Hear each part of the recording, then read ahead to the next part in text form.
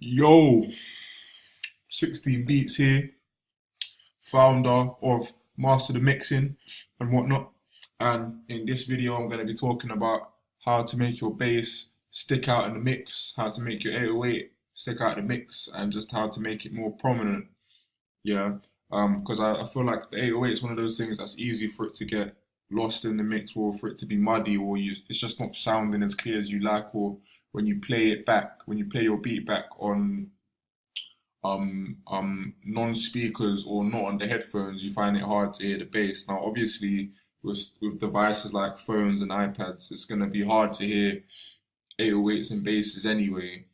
Um, but what we'll go through today should just make it more clear and just make sure there's a lot of more space for them 808s and that bass. Alright, so sweet. Cheers, mate. Let's get into it. So this is just a little beat that I threw together real quickly. It's unmixed, I haven't leveled it, I haven't touched 808 yet, so I'll just play it for you quickly.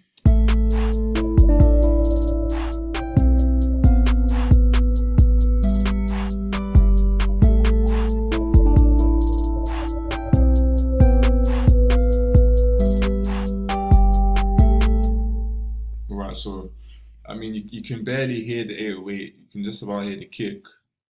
Um, Everything else is kind of muffled. So the first thing I'd say in getting a clear 808 is to actually level it right. Level it right. TM88, producer who made Lil Uzi, what's the name of that song? I think all my friends are dead. The edge. That one. The one that made that one was just saying like he never uses EQ or none of that stuff. Like all he just does is a good leveling, which is getting the volumes right. And I agree to that. I agree with that to a certain extent that the leveling is probably the most important aspect. So if you want your kick or your 808 to punch or to be clear, then you should level it that way. So I'll just quickly show you what I would do. Well, this is what I do every time I mix. I always start like this. So all the sounds that I use, bring them down. This is all auxes. Yeah, these are all auxiliary, so you don't have to worry about these channels. Should say more on this sort of stuff will be in my full course. Um, but yeah, so I put everything down, then I play. Yep, and then as it's playing, I just start to bring one up one by one, till I like how it sounds. So the focus of this is 808, so I'll start at 808.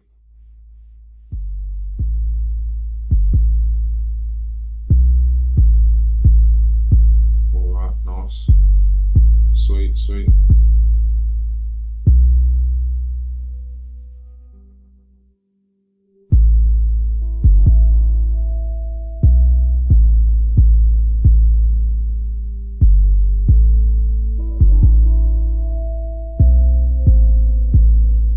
Alright, so already I feel like I'm starting to lose the 808 a bit, but at the same time I don't want my melody to be too quiet.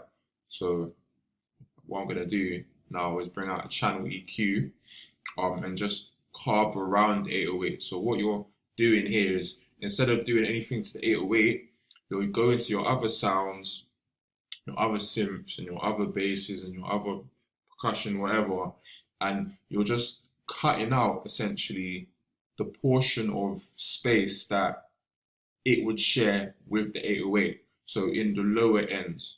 So if I just pull up an EQ on 808 and on the first melody, just as a visual example, and if I play,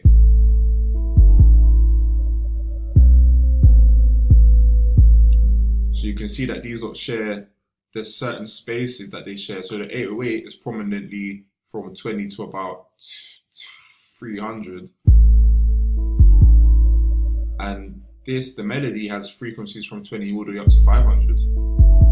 So essentially what we're doing is to create room for the 808, we're cutting out the sound sources of this melody that the 808 takes up the most of, or that this gets in the way, it interferes by using this over there.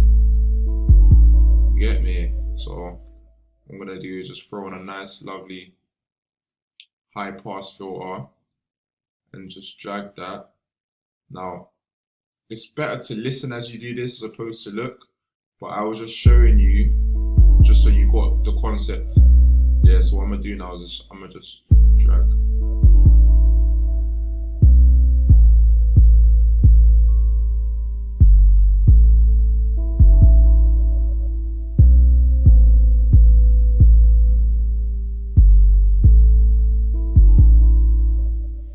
Right, so I feel like the 808's been restored. Play that again.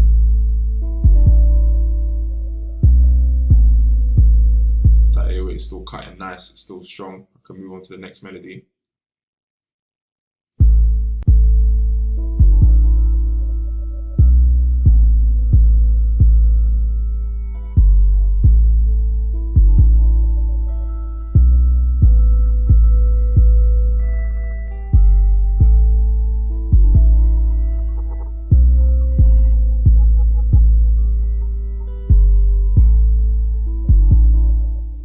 So you would essentially just go through your tracks doing that. As you level, you just wanna see if there's anything kind of getting in the way of it, and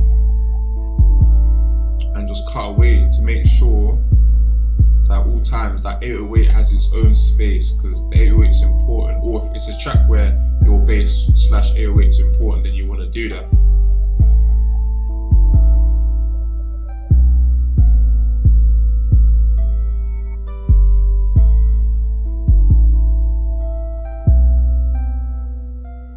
So the last two melodies actually don't have much bass frequencies, I can tell just by listening, but I'm still just going to cut them anyway, just to make sure the 808 has its own space.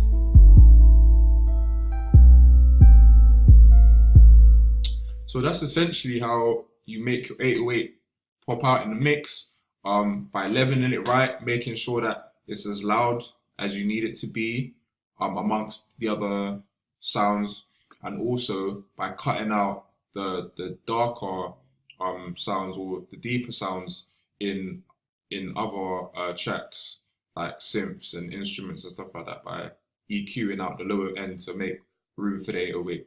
So if you like that and you want a more in-depth tutorial about 808s and kicks and meshing them and really compressing the 808 and all of that, I'd say look out for my course.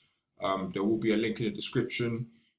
It's a fantastic course. I go into everything in detail, 30 plus videos about mixing and mastering. Yeah, so have a good day. Peace.